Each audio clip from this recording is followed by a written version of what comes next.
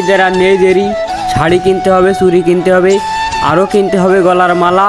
কিনে না দিতে পারলে পিঠে বানতে হবে শালা। বিয়ে যে করেছে ওই শালাই জানি বউ থাকার কি জ্বালা।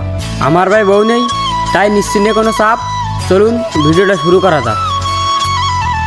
আশা করি সবাই ভালো আছেন, আপনাদের দোয়া ভালোবাসায় আলহামদুলিল্লাহ আমি অনেক ভালো আছি। তো পরিবেশটা মহৎকার হয়ে ওঠাই আমি আজকে ল্যান্ড করে ফেলেছি বারমুডা ম্যাপের গ্রামের মাঠে। ল্যান্ড করার সাথে সাথে সূর্যের বেড়ে গেছে তেজ, পড়তে মনে নেই হেলমেট আর বেজ। রোদ এসে পড়তেছে সরাসরি আমার টাকে, মাঠে ঘাস হয়েছে ধানের ফাঁকে ফাঁকে, সবুজ শ্যামল ধান ক্ষেত, এত সুন্দর পরিবেশ ডেকে মনটা হয়ে যায় ভালো। রোদে পড়ে আমার চেহারাটা হয়ে যাচ্ছে কালো। রোজা থেকে এই রোদে মাঠে কাজ করতে গিয়ে ঘাসও যায় ঘেমে, তবুও কৃষকরা থাকে না থেমে।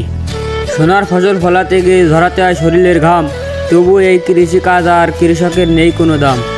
ক্ষুধা মেটানোর জন্য যোগায় যারা অন্ন, এই দেশে তারাই অতি নগণ্য। কৃষকের মর্ম যদি সবাই বুঝতো, মেয়েটা দেওয়ার জন্য সরকারি চাকরিওয়ালা না খুঁজে এই কৃষককেই খুঁজতো।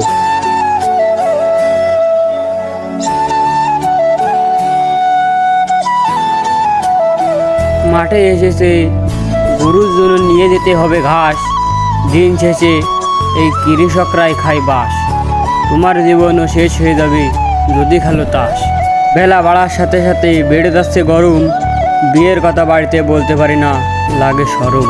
রোদে দেখা যাচ্ছে নিজের ছায়া, আমার না হওয়া শাওড়ির মেয়ের জন্য লাগছে অনেক মায়া। লম্বা একখান ঘুম দিতে হবে বাড়িতে যায়া, রোজা থেকে মাঠে এসে ক্লান্ত লাগছে বেশ। আজকের এই ভিডিওটা এই পর্যন্তই শেষ। সবাই ভালো থাকবেন, সুস্থ থাকবেন, খোদা হাফেজ।